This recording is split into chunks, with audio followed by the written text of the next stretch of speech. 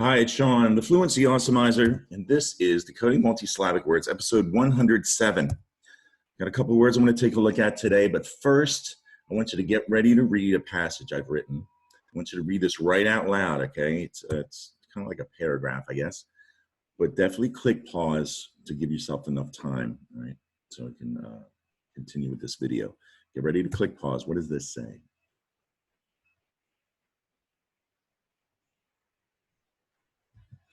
All right, were any of those words tricky to read? If so, keep watching. In this video, I'm going to review these 4 words, show you some strategies and some information you might want to recall next time you're stuck on words like these when you're reading independently. First, a reminder of the fable, The Tortoise and the Hare, and the moral, slow and steady wins the race, which is great advice when you do get stuck on big unfamiliar words. And I'll use unfamiliar as an example. Think of these words as races. There is a finish line, the end of the word. And if you read like the hare, you might want to get to that finish line first. You tend to zip through these words quickly. That's where mistakes can happen. But if you read like the tortoise and you take it slow and steady when you come to these words, that patience is definitely going to help improve your ability to decode them, which is very important. All right, let's start. We'll take a look at this word in that passage. I think it's obvious it starts with un, but sometimes with a really big word like this, it's a good idea to start breaking it apart at the end, because down at the finish line, I can see the word dented, right? And so in the middle, there's a syllable here. That's going to be, because of the C is followed by an E, that's going to be a soft C. It's going to sound like the word said, probably, said, as if it were spelled with an S, maybe. So said, so that could be sedented. There's pre, I'm familiar with pre. Notice that PR is followed by an E. That's very easily confused with per, the R-controlled vowel sound per. So take a look, pre versus per, all right? So that could be precedented. This is the word unprecedented. It's an adjective, really big word, tricky to read. Root word is precedent, not president, but precedent, and that's a noun.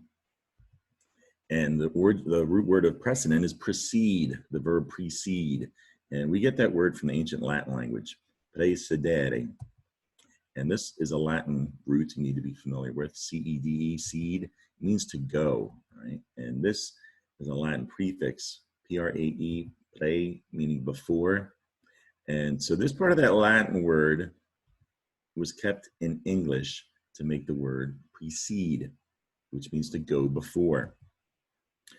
That's why we call these parts prefixes, right? Like a prefix like P-R-E, a prefix goes before the root word, all right? So there's the root word seed. That's how the prefix pre works. So here's the word precedent.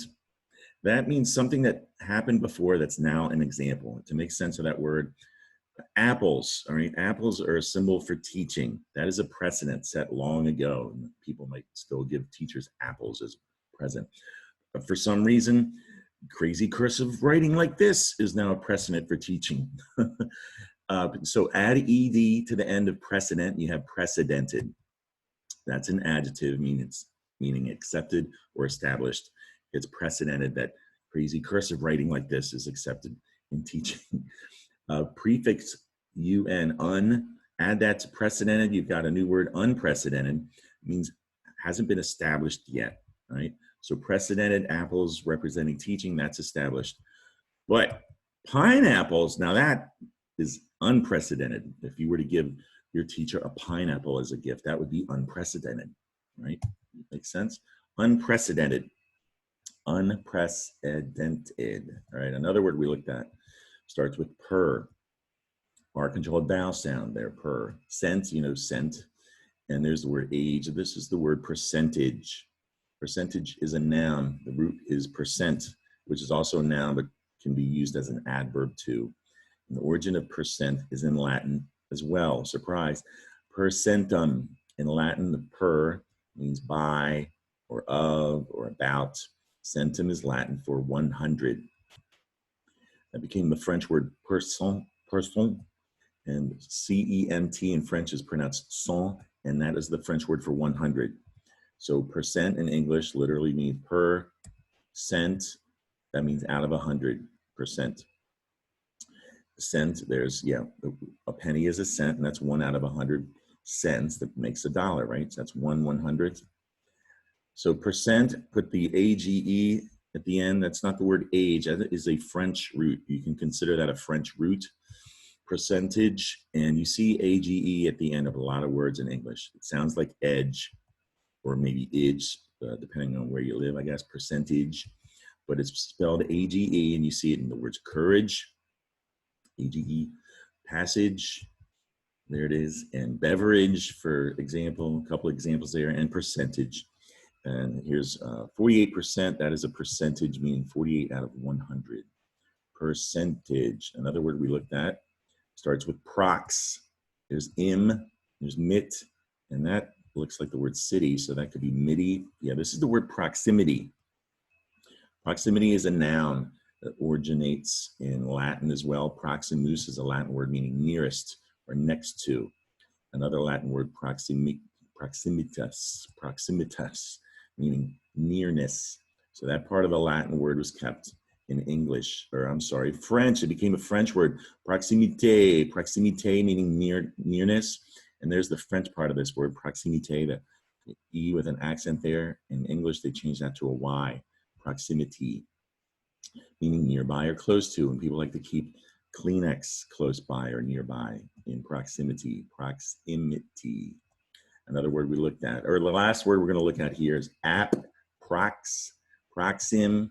Yeah, I think we're getting it now. Approximately, right? This is an adverb, approximately. The root word is, well, this is the tricky part of this word. There's a verb, approximate, where mate is actually pronounced at the end, approximate. And approximate is also an adjective, but the adjective form is not pronounced approximate, it's pronounced approximate, as though it was spelled M-I-T-T at the end. Same origin as proximity, proximus, meaning nearest or next to. And there's a Latin word, approximatus, meaning close to. And this part of the Latin word was kept in English. And they added an E to the end to get the word approximate. Now, approximate, that means come close to or be similar to, or to estimate. So you see this word in math a lot, approximate. Or approximate means close to the actual, like close to the actual total. So approximate, that's the word where you add an ly and get the adverb approximately. And it's not spelled M-I-T-L-Y. It's you have to, if you're spelling, remember that it does end with M-A-T-E at the end. Approximately. That's it for today. Subscribe to my YouTube channel or follow me on Facebook for more decoding videos like this one. Tell a friend, a family member, or a teacher about me too. That'd be great. And my Facebook page, there's a photo album full of reading challenges I've written, and I posted, to help you continue practice decoding those big words at home and to awesomeize your fluency. I hope you enjoyed the video, found it helpful. Come back and see me soon. Bye.